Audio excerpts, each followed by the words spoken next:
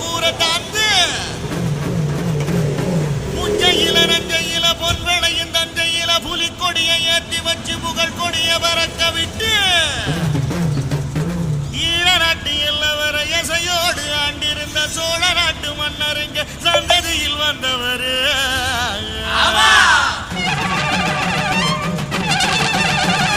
புகழ் இருக்குது, பெயர் இருக்குது, ராசுபடை ஆட்சிதான்.